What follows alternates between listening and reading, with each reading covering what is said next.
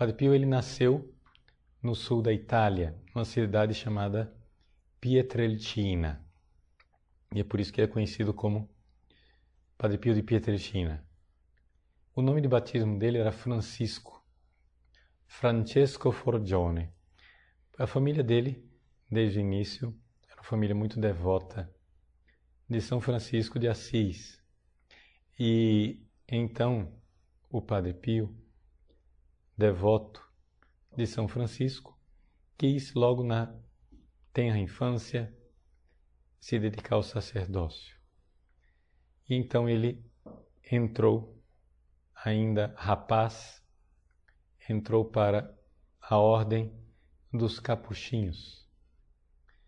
Os capuchinhos, para quem não sabe, naquela época, eram uma das ordens mais penitentes da Igreja Católica. Nós temos que entender que o fenômeno do franciscanismo, São Francisco de Assis, era na verdade um fenômeno grandemente voltado para a penitência.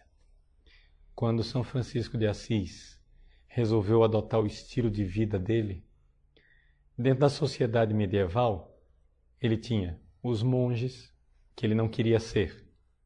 Ele tinha os padres, que ele também não queria ser. Ele tinha os leigos, casados, que ele também não queria ser. Mas havia uma outra classe social, a ordem dos penitentes. Ou seja, as pessoas que tinham cometido os pecados, que se cobriam de sacos e faziam penitência.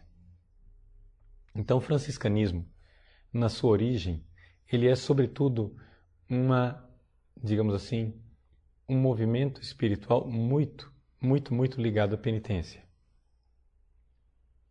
É por causa dessa configuração com o Cristo crucificado que São Francisco teve a graça de receber também ele as sagradas estigmas, as chagas. São Francisco, rezando, recebeu impresso na sua carne as chagas de Jesus crucificado.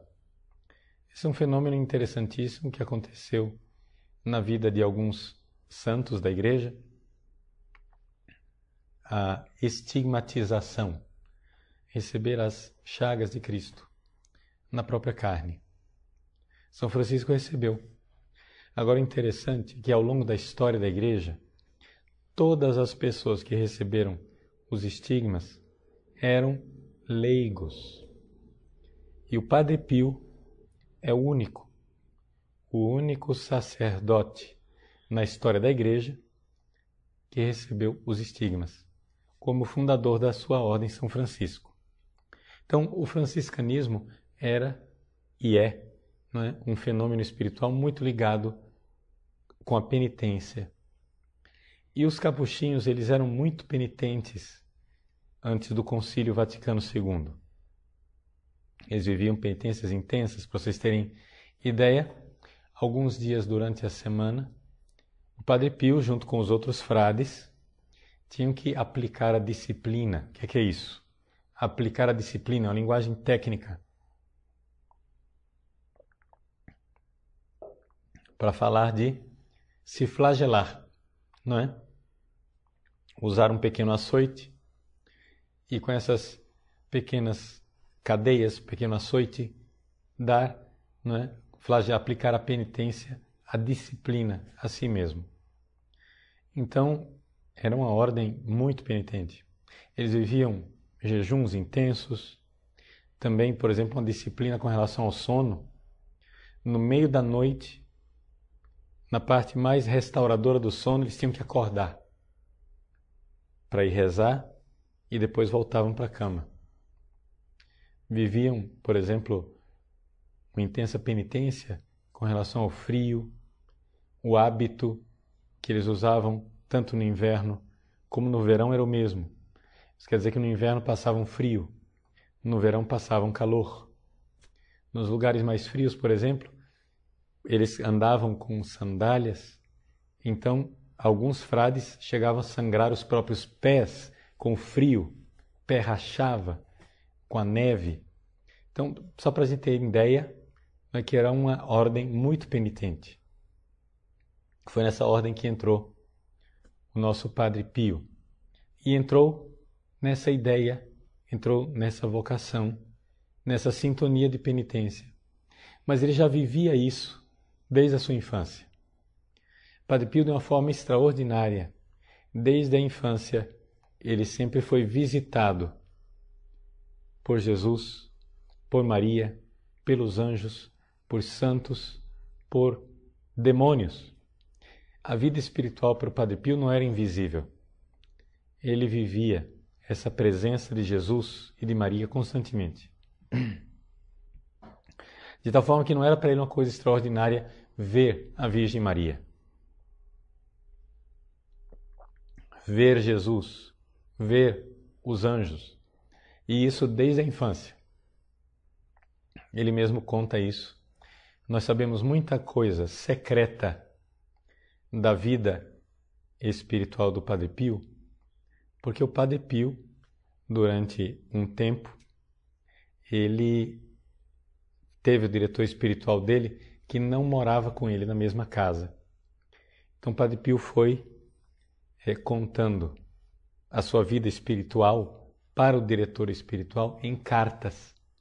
Então nós temos muita coisa, ou das cartas do Padre Pio ao seu diretor espiritual, ou do próprio diretor espiritual que anotava no seu diário suas impressões a respeito do Padre Pio. Então era um homem certamente extraordinário nos dons espirituais. Agora você pode dizer assim, mas padre, será que é verdade isso tudo? Veja, isso que o Padre Pio atestava é corroborado, não é? Pelos fenômenos dos milagres. A quantidade de milagres que aconteceu na vida do Padre Pio é extraordinária. É um negócio assim que não dá nem para contar, porque eram tantos milagres. E milagres assim diários, cotidianos, era uma coisa do dia a dia. Então, só para você ter uma ideia, se alguém quiser ler alguma coisa, eu não sei se tem em português algum livro especializado só nos milagres do Padre Pio, mas em italiano tem um pequeno ensaio, é um livro assim básico, são 300 páginas, mas feito de forma muito popular, bem documentado, porém popular. Um livro de Renzo Allegri chamado I Miracoli di Padre Pio, Os Milagres de Padre Pio, onde ele tenta, por capítulos, organizar vários testemunhos mais significativos de milagres documentados por médicos, milagres inexplicáveis, não é?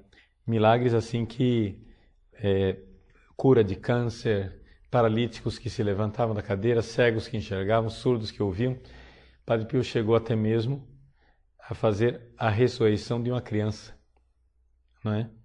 A mãe estava levando a criança para San Giovanni Rotondo, onde morava o Padre Pio,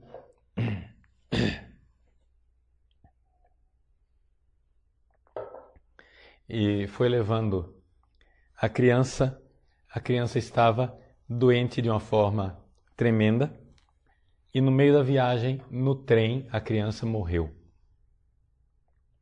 A mãe, mesmo assim desesperada, não é?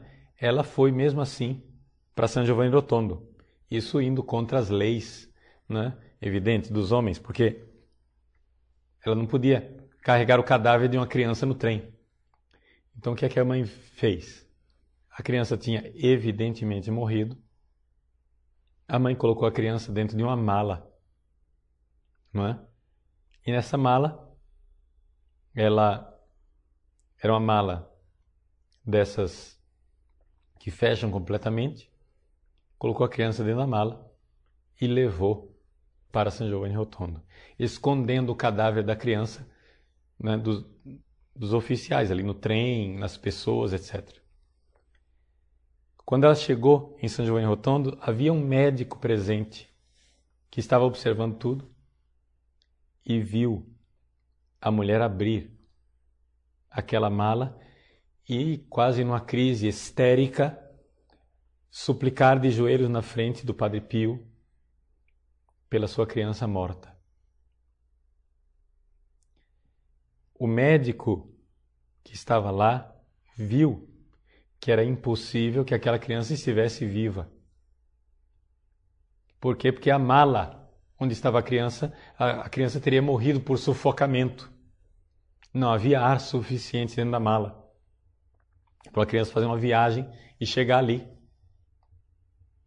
Pois bem, a mulher abriu a mala com a criança morta na frente do Padre Pio. O Padre Pio pegou a criança, olhou para ela e disse para a mãe: mas veja, não se preocupe, ela está viva. Entregou a criança de volta para a mãe. Quer dizer, são milagres assim extraordinários, uma coisa que não tem cabimento, né? Não tem cabimento, por exemplo, uma menina que nasceu sem pupila ser curada, conseguir enxergar e continuar sem pupila. Seus médicos. Teve um outro homem que podia caminhar, mas os médicos, pelos exames, viam que não tinha condições dele caminhar. Porque os exames que eles tinham feito, né, parecia que a doença ainda estava lá, e no entanto ele estava caminhando.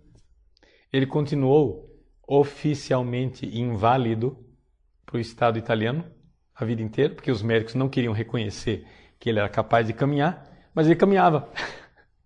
Ou seja, umas coisas assim que não tem assim, explicação, não é? Pois bem, e assim vai.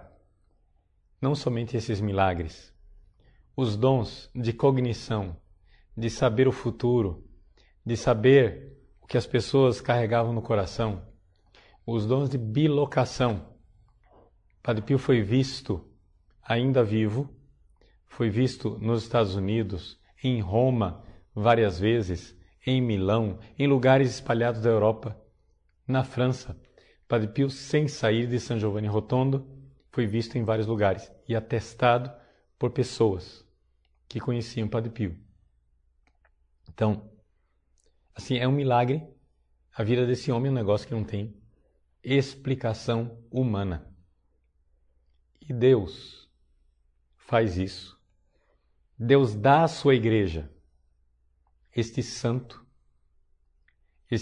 que não é somente santo de virtudes heróicas, de unir a sua vida ao sofrimento de Cristo, mas um santo portentoso em milagres, em sinais extraordinários. Para quê? Para exatamente na nossa época cética.